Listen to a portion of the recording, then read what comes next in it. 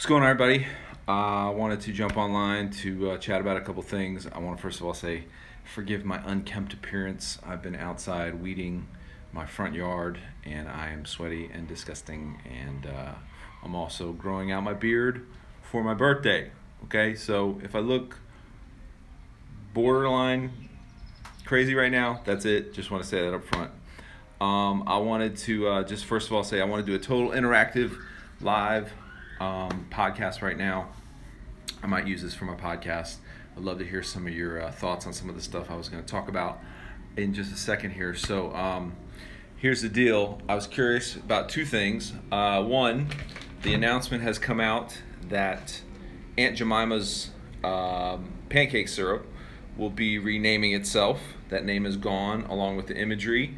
I'd also read that Uncle Ben's, who I am a big fan of your jasmine rice, will be renaming itself, along with, I also heard, Miss Butterworth. Okay? Miss Butterworth, Uncle Ben's, and Aunt Jemima. Gone. Out of here. Which, to be honest with you, totally understand. Got no problem with it. I understand the imagery and all that. Can totally see why that would be a thing to go bye-bye. I just would like to submit something on the ballot also. This is not racial. However, it is just my own personal preference. This is like when your mom goes shopping and she's got her items and she's checking it out and you try to slide something in because you want to get that purchase too.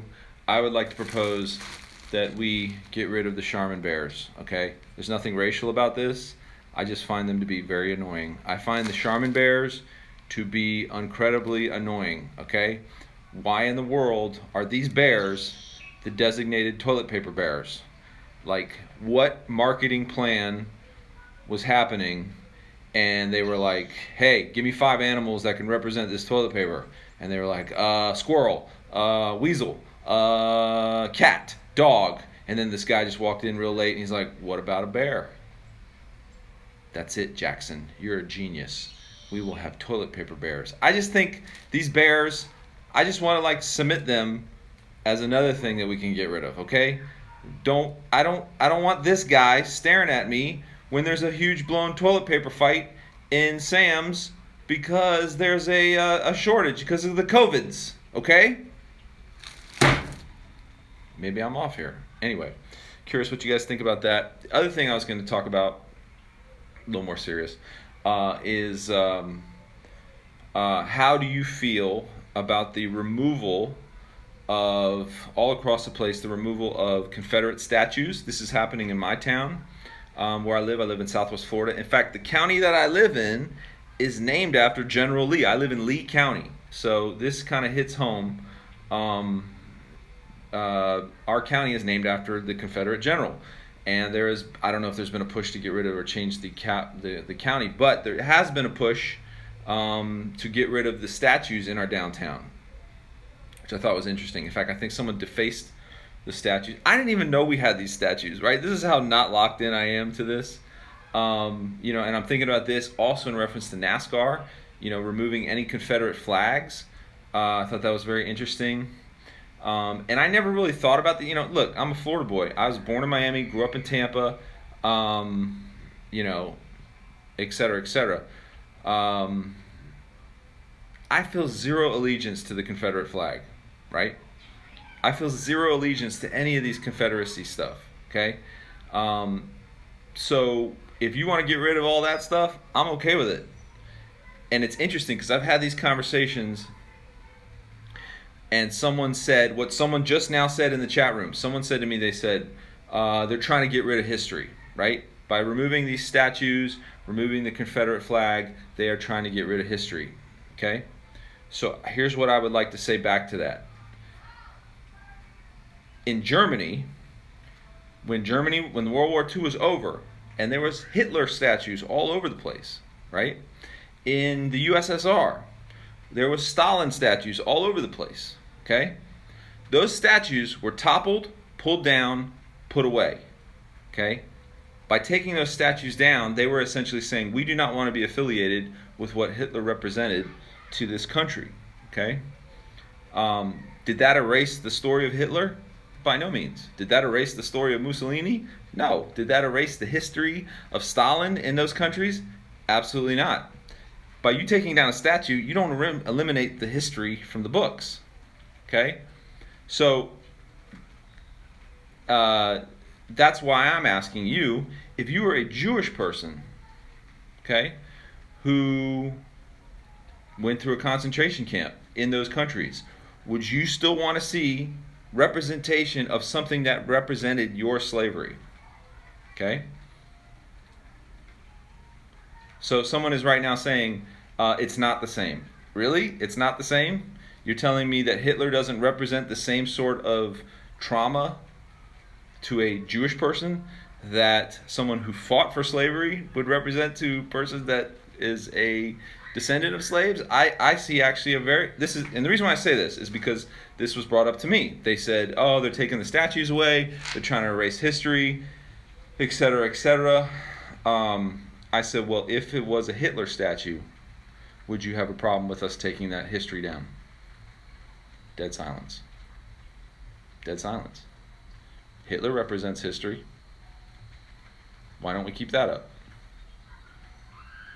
Why not, in front of the World War II Museum, why don't we put a big giant Heil Hitler statue right out front? Why not? It's history.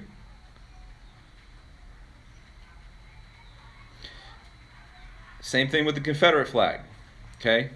People are up in arms about the removal of the Confederate flag from this, and this. Again, I never thought about these things because in my head, I just don't have any allegiance to that. I mean, Florida's the South, but is it the deep South? Some parts of it are, I guess. I saw somebody, and I see Confederate flags flying where I live every once in a while. I remember taking a picture of it and just kind of putting it up on my social media, not just flippantly putting it up and saying, "Hey, what do you guys think about this?" And I was blown away with the amount of people that were fighting for the keeping of the Confederate flag. I was really surprised how much of my fan base. So Nasty. Okay, I'm just going to talk to you directly, Mr. Nasty CHH Memes, because you're the one that's kind of giving a counterpoint here. You're saying we can ditch the Confederate flag, but don't get rid of statues of people of the Confederacy. I don't really understand your point here because that's literally the same thing. I'm very confused on why you would advocate for one and not advocate for the other. I could say the same thing about both of them. Confederate flag, that's history. Keep it up. Okay? Again, all I'm trying to do is provoke some conversation. I'm curious to hear what you guys have to say about this. When I put up that social media post, and this was years ago, about the Confederate flag, the amount of pushback I got on was, the Civil War was not about slavery. They were fighting for states' rights. And I always want to take that argument to the next step and go, states' rights for what? The rights of the states to keep slaves?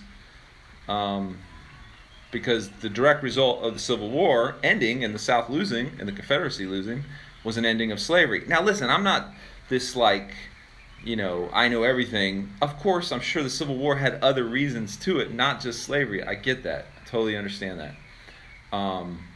But again, when I see the Confederate flag, that's where my mind goes. Gotham says, if we remove history, we are literally going to become a dystopia. Okay? No one is stating take these things out of history books. It's not like you could erase any of this information from the internet, right? If you take a statue away or a flag away, you don't take the history away. This is why I always push back when people go, it's history. Because if that's the case, then let's be equal all across the board and let's put up the other history. Let's put up the other history. And you're absolutely right. If we just remove and whitewash all this stuff and we just gloss over our nation's history, good and bad, that's terrible. I don't think anybody's saying that. You know what I'm saying? I don't think by you removing a flag and you removing a statue, you are not erasing history. It's just that simple. That's what I would call a straw man argument. You know what I mean? So, but I understand what people are saying, right? I understand that history represents different things to different people, right? So, I don't even know if this is even a proper proposal. Why not take those statues? Why not take that flag and put it in a museum? Put it in a history museum about that stuff. Let the Confederate flag fly in that museum. Let those statues live in those museums, right? Right? I mean, maybe that's the the fine line. It's Matt Arnold says, it was times that were filled with oppression and trauma and death. It would make no sense why someone would want those actions and past represented with statues and flags today. I have a tendency to agree to that. Again, for those that are just jumping in, I was talking about the fact that Uncle Ben's is going to be supposedly changing its name. Aunt Jemima is definitely changing its name.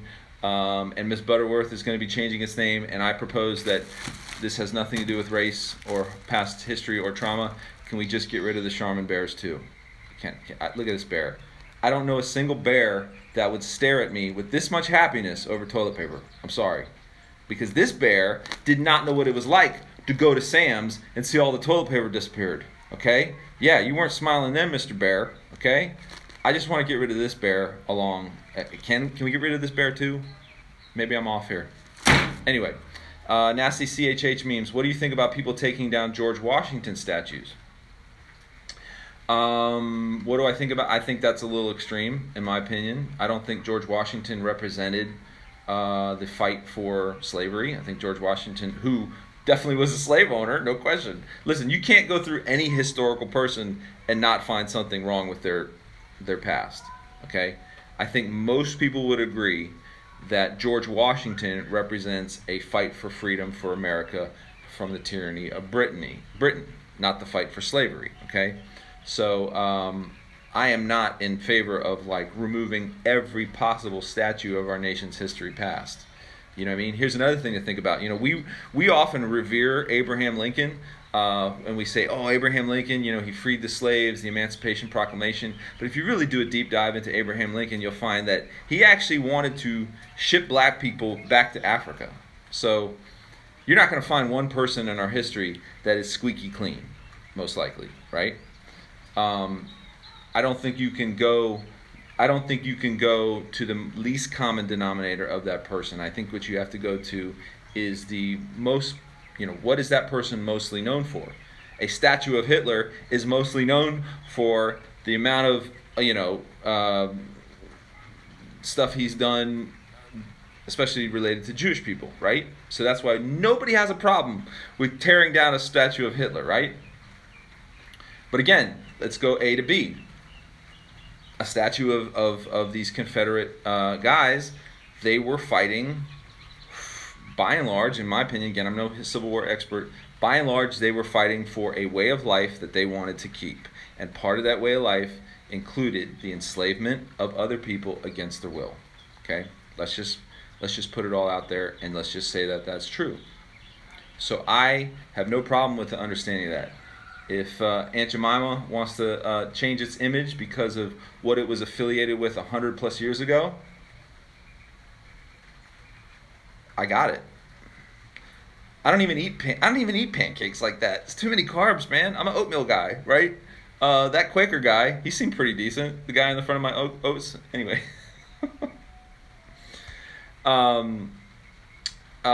Is the statue of Lee known for slaves?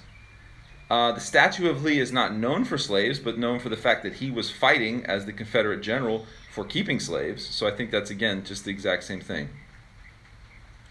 It's Matt Arnold says, one point somebody brought up was that white people are the supreme race, which makes no sense to me because white people were not the initial race on this planet when Pangea took place. Matt says, people move farther away from the equator and it caused lighter complexion. That's true.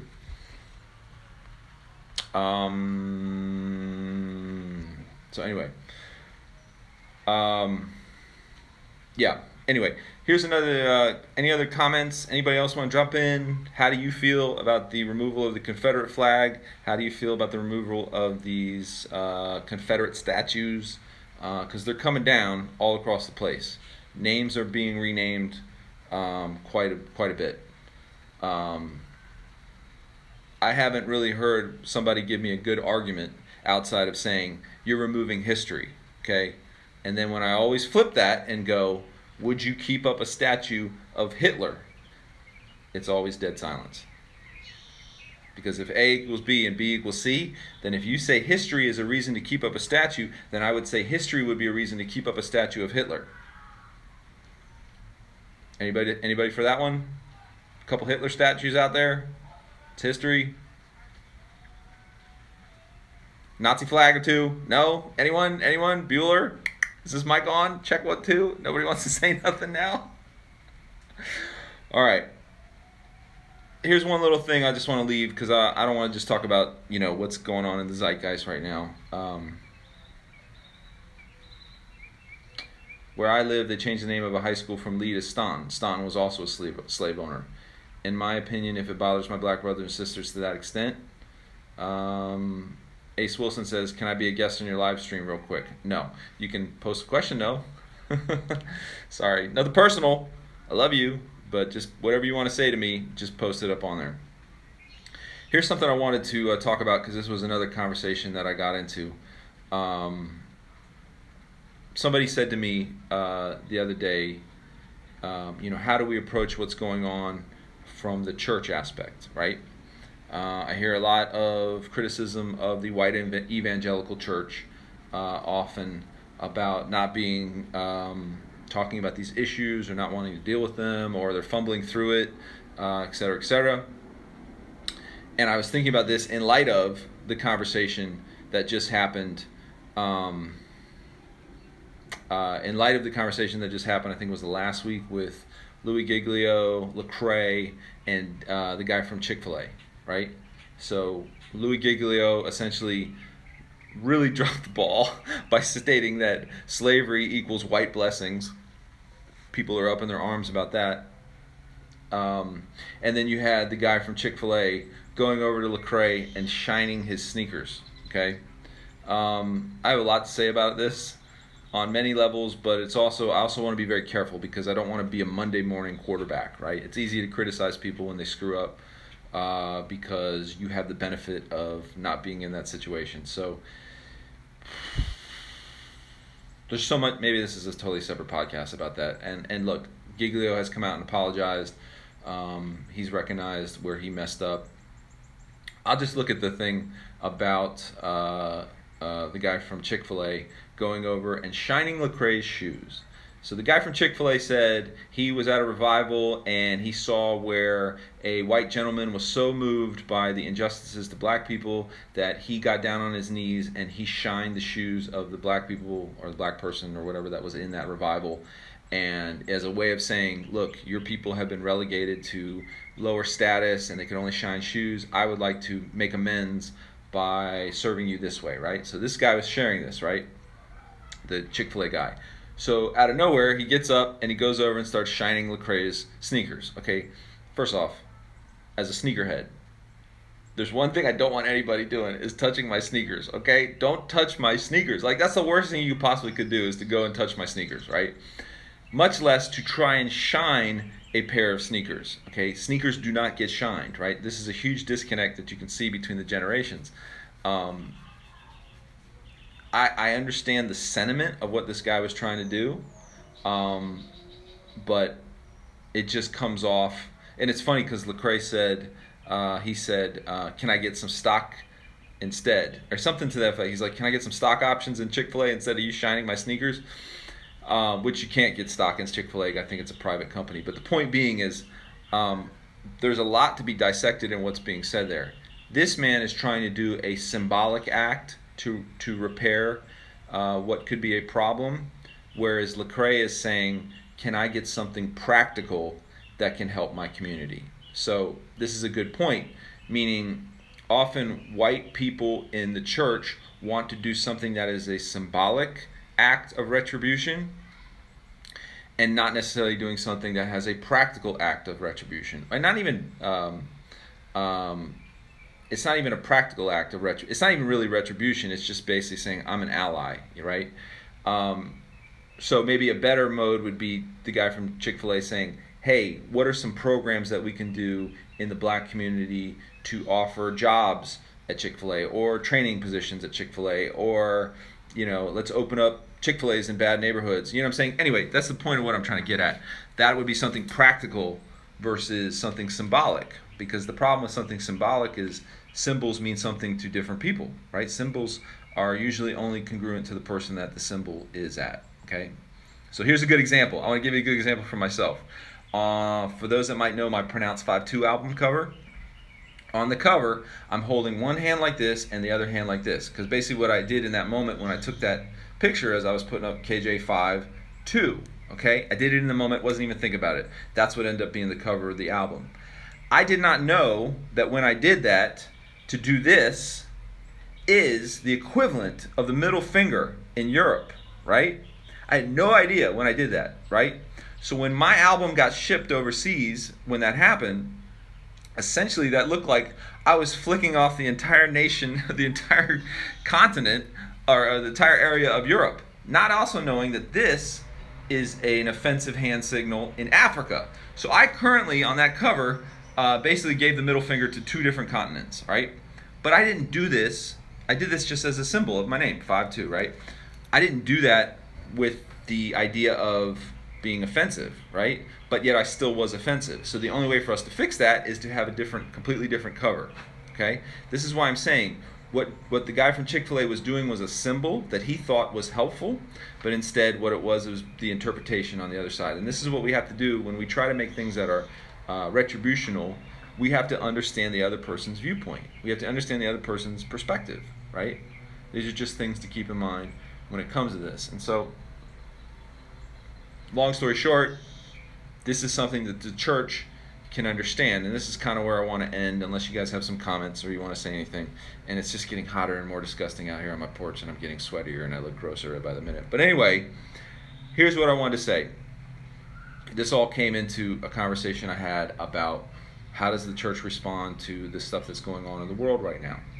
Because often the response that I see from the church is either silence or it's a spiritual response, right? This is what they will say. They will say, we just need to preach the gospel and let God change the hearts of the sinners. I've heard this statement a lot of times when it comes to social issues. We just need to preach the gospel and God will change the hearts. When it comes to racial issues, we just need to preach the gospel and God will change the hearts. When it comes to whatever kind of issue, I've heard this as a response often. Just preach the gospel, God will change the hearts. The only thing I find interesting about that statement is that often comes up in social issues that the church doesn't want to touch. Okay? Right now we're having this gigantic racial discussion that is happening in America. It is going everywhere. Often I see from the church is either silence, and maybe the silence is because they don't know what to say, and that's totally understandable, or the answer is, we just need to preach the gospel and let God change the hearts. And I find that very interesting, because if the problem in America was sex trafficking, right? I just came back from India a year ago where girls are getting kidnapped and they are being pushed into sex trafficking and being prostitutes. Would we ever say to that problem, just preach the gospel and let God change the hearts? Absolutely not. We would not say that. The issue of abortion in this country, do we say to that, just preach the gospel and let God change the hearts? So I find it's interesting how often in the church there is a pick and choose on how we respond to certain social issues. Because really what we'll say is we need to rescue those girls from sex trafficking and we need to push legislation to help stop abortion. That's usually what is said. Yet I find it interesting when it comes to issues related to race, which can be a social issue. We don't go, what's a practical step we can do to change that? Here's why we do that. Because race stuff is icky, it's uncomfortable, it makes us look at ourselves, and we don't want to deal with that. It's easier to send $30 to India to help a girl that's being sex trafficked than to maybe look at some of the prejudices that we have in our own hearts or in our own family. Right? Okay. So here's why I get to this last point. Again, if you guys have any comments, you guys are being super quiet in the comments, which I guess maybe you're just listening, so I guess that's a good thing. I'm just going to end with this. if you look at the beginning of the church, which was the book of Acts, right? You'll see about something called the birth of the church. It was on the day of Pentecost. Okay, you see this huge explosion of people that come into the church, right? Almost immediately, something goes sideways as it relates to social issues in the church. Okay, almost within a couple chapters, you'll find a little side note about a story about how the Hellenized Jews were being overlooked in the daily food distribution from the regular Jews, I guess is the best word I can say. Now you have to understand what I'm talking about. A Hellenized Jew was someone at that time who was very Roman. Okay, they were very Roman. They might have had a Roman name. They might have adapted Roman practices. They were looked at by other Jews as not being Jewish enough. Okay, they were looked at as sellouts because at the time the country was occupied by Rome. So there was this tension between these two groups. Now ethnically they were the same, but there was a tension between these two groups. And ultimately, we can say things are racial. Really, it just comes down to my group versus your group. That's really what it ever comes down to. And that can be a line of dialect, tribe, race, religion, you name it. But in this case, we find an issue that's going on in the early church of one group being discriminated against by another group. Okay? This is going on in the church. Okay? This happens almost immediately. So when I hear people say social justice issues are not part of the church, we should just need to preach the gospel, I go right to this verse and I look right at this chapter and I go, what did the early church do? Okay? So every single day, the church as believers were distributing food amongst their people.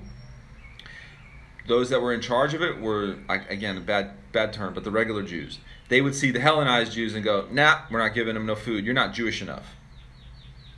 This kept happening until the Hellenized Jews basically went to the apostles and said, look, our people are starving. We're not getting food. This is a basic human need, is to get food. Our widows are not getting food. They can't provide for themselves. They need to get food. Now you'll see what happens in the early church. This is what they do. The apostles respond by saying this: far be it from us to wait on tables when we're supposed to be here to devote ourselves to the Word of God and to prayer. Now, if you stop the story right there, that sounds pretty harsh. Basically what they're saying is like, dude, it's not my problem, it's your problem. You're not getting food. We're here to share the Word of God and we're here to pray. Right? If the story stops there, that is a great case for the church not to do anything about social issues. But the story does not stop there. What you will actually find is the apostles say, our main purpose is the Word of God and prayer. That's what we're here to do.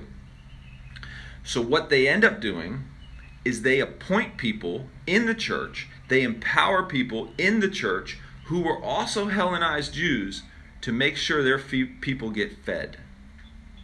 Do you get what I'm saying? The church's main job, the apostles' main job was the Word of God and was prayer. But they did not overemphasize that so much that they said, these people in our body right here, screw you. They didn't say that. What they said was, we should empower the people who were Hellenized Jews to help their own people. Again, this is a great, perfect example of Black Lives Matter versus All Lives Matter. Because the apostles could have said, all disciples matter, not just the Hellenized ones, right? They could have said that. But in that moment, whether they said it or not, they said Hellenized Jews matter. They got specific to a specific problem that was affecting them, which was a basic social need, and they said, we're going to empower you, other people, to make sure your people get fed. Does that make sense? Now, I'm not talking about the Black Lives Matter organization. I'm just talking about the phrase, okay? Let's just differentiate the two for just 1 second. Because often, when this term comes up, Black Lives Matter, there's immediate pushback and go, all lives matter, right? This happens constantly. I see it all the time. And in a macro sense, you're absolutely right. But in a micro sense, you're absolutely wrong. Okay? At that moment, the apostles said, all of the church matters. But they said specifically right now, these Hellenized Jews, they matter a little bit more because they're not getting a basic need met. And I find it very interesting. As I'm talking, I'm watching the amount of people that are watching this, and I'm watching you guys drop off. I find that super interesting that people are exiting the minute I bring some of this stuff up. Because some of you guys don't want to be confronted with what I'm trying to have to say here. Okay? If you look at how the church responds to a social need, they say our primary thing, our primary focus is the Word of God and prayer, and they also say that our other primary focus is making sure these people have the most basic of needs met. Okay? It's not one or the other. You have some churches that are like, we're just about the Word of God and prayer, that's it, done. You have other churches that are so wokey, woke. They're like, we're all about the social justice, and they never preach the Word of God. It's not about picking one or the other, it's about both. Does that make sense? I believe that's God's heart. I believe when situations arise that affect the church, this is God's heart. Right? Over and over we see in the book of James, the guy says, if you see your brother in need and you just go, take care, I hope you do good, I'll pray for you, but you don't provide for his needs, he's like, you missed it. Faith without works is dead. Okay? Back to what I said, last one of you guys, Uncle Ben's, you're gone. Aunt Jemima, gone. Mrs. Butterworth, gone. Can we get rid of the Charmin bears too? That's all I'm saying. I'm a humble man. I don't ask for much. These bears are annoying. You're an annoying bear. That's what you are. Anyway, love y'all. I'll take a couple questions. Otherwise, I'm going to jump off. Comments? Let me see if anybody said anything. Jay Vine said, very true. The church pushes the verses about our war not being against flesh and blood, but spiritual, which is true. But it can seem like a cop-out to non-believers because the verse doesn't help. Absolutely. There will always be proof texts that people can use to back up how they feel. Javin Music 609 says, we're here not only to spread the gospel, it's to love. Most importantly, how can we love without helping others in need? Absolutely. Absolutely. Absolutely. Anybody else? No? Okay. How about something lighter? Beard looking good, looking terrible. Should I shave it off? Should I put lightning bolts? What do you guys think? Just grow a mustache? Anyone? Anyone? Bueller? No? Vader said, what up, KJ? Not man, just trying to get rid of the Charmin bears. Just get them out of here. Anyone else? Anyone else? Beautiful Bueller. Big Boy Nathan says, well, everything is going to get back to normal when COVID-19 and the protests are over. I don't think it's going to get back to normal. I think we'll have a completely different changed world. I think our world's going to be a new normal, Apostellum says, hey, KJ from Pawleys Island, South Carolina. What's up? Moises Alerabora says, I was at a few of your concerts. How are you? Awesome. Thank you for saying hello. Matt Arnold says, if Dan Cathy really wanted to show his support, there are other ways to do it. Good point. Javen, Gene Per 96 says, any new music? New music right now is on my Patreon. Javen says, mustache with chin strap. Three Musketeers look. That's a good point. That would be hilarious. All right, y'all. I'm going to jump off. You guys are being awesome. Sometimes it looks like bandwagoning. People doing nothing all life long, and then suddenly they are woke. I find it hard to deal with that. I have thought about that a lot, too. That is a great point. Are people just now getting on the bandwagon because it's the cool thing to do? There's definitely probably that. There's no question. There's definitely no question some of that's going on right now. Vader, did anything come out of Dear Slim songs? Have you ever met him? You need to read my book or go listen to it on Spotify. Live It Up 3 says, life happens. World contaminates life. Life is tainted with hate. Jesus needs to come in and restore love wins, family, equality. I dig it. But while we're here, we need to do it too. We need to do it too. We can be his hands and feet, right? And I will be the Lord's hands and feet by eliminating the Charmin bears. All right. You guys have a great afternoon. Love y'all. I'll be back probably pretty shortly with my Friday freestyle, so you might want to be watching that live alert thing. You could use my topic in the freestyle. All right. Love y'all. Peace.